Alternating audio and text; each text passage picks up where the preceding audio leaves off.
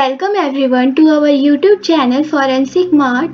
Today we are here with another case study related to forensic science, the Vicky Lynn Hoskinson case.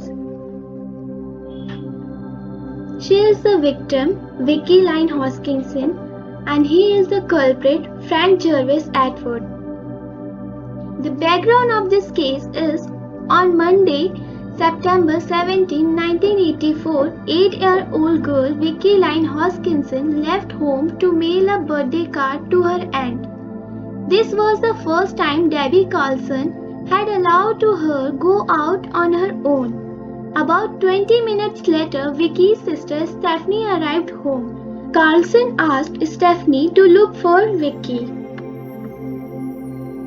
While out searching, Stephanie found Vicky's bike lying on the side of the road.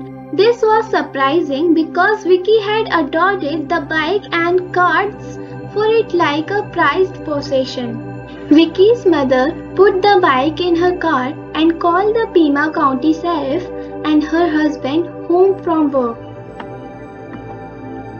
Search and possible sightings. Deputies went to the post office. The manager recognized Vicky from previous visit, but said he had not seen her that day. Deputies went to Vicky's friend Jennifer's house. Jennifer's younger brother said Vicky had stopped by earlier looking for Jennifer. After telling her she was not home, Vicky left riding towards her house. After that, two older boys approached the deputy claiming they saw a small black car with a California license plate. They said the car was heading in Vicky's direction. A toy store clerk at the Tucson Mall called the command center stating she saw a woman with an upset little girl who resembled Vicky. The woman wore a white-brimmed hat and was carrying a shopping bag from another store in the mall. Investigators went to Vicky's neighborhood to see if anyone recognized the woman from a sketch, but no one did. Debbie Carlson said that Vicky would not walk with a stranger and would try to run away. This raised the idea that Vicky perhaps knew her abductor. A woman who lived across the street where the Vicky's bicycle had been found brought her son in to tell police that he had reported seeing a bicycle being locked down by a black race car. Agents checked the area where Vicky's bike was found and found a fresh gauze on a mailbox post and believed this to be from the car that had allegedly hit Vicky's bike. After questioning possible witnesses, Sam Hell, a coach at the elementary school, stated he saw a suspicious vehicle at the schoolyard on September 17, 20 minutes before Vicky's was last seen.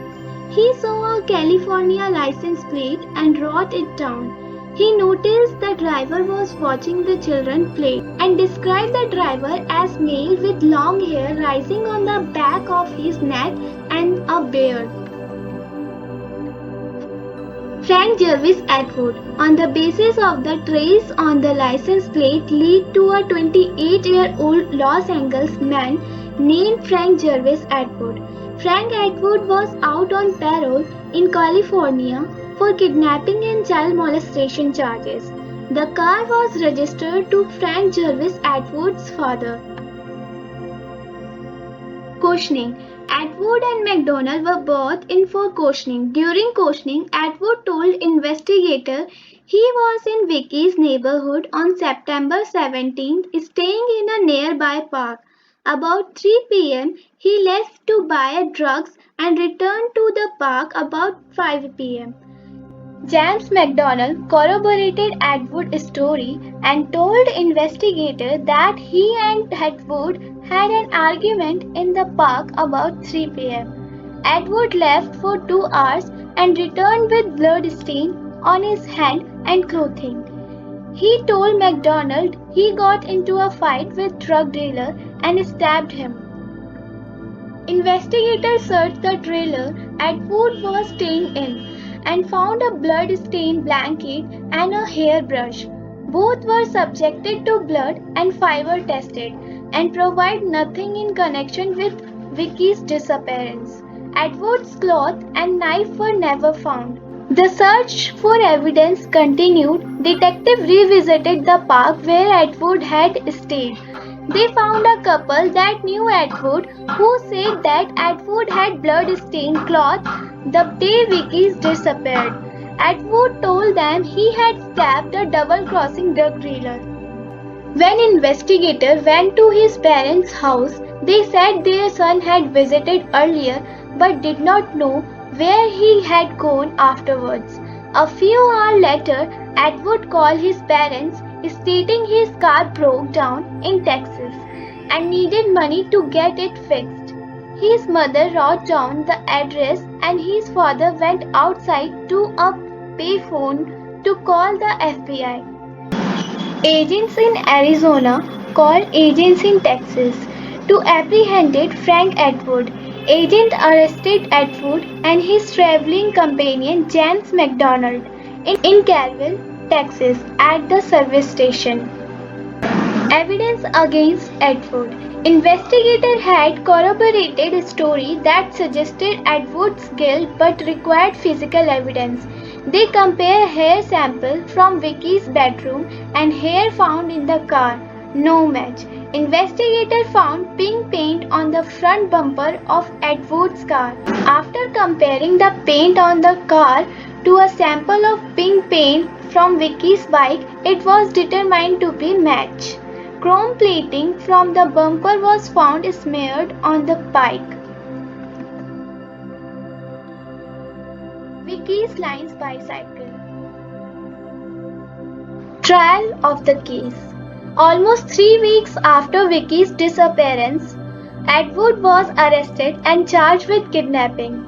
Because of the publicity of the case in Tucson, the judge ordered the trial to be moved to Phoenix. Jury selection took almost 6 weeks. On December 6, 1984, Atwood pleaded not guilty to kidnapping charges. Discovery of the remains. On April 12, 1985, a woman walking her dog found a small human skull in the desert northwest of Tucson. Dental record confirmed they were Vicky's remains. Atwood was indicted on first-degree murder and was found guilty. He was sentenced to death on March 26, 1987. Where we are today. 2 appeals to the Supreme Court have been denied.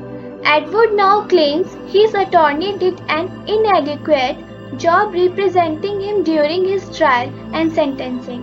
Atwood saying he suffered from post-traumatic stress disorder at the time of the murder, but it was not brought up. His current attorney also says if his first lawyer had mentioned Atwood was a victim of child molestation and drug abuse, he might have been sentenced to life instead of death.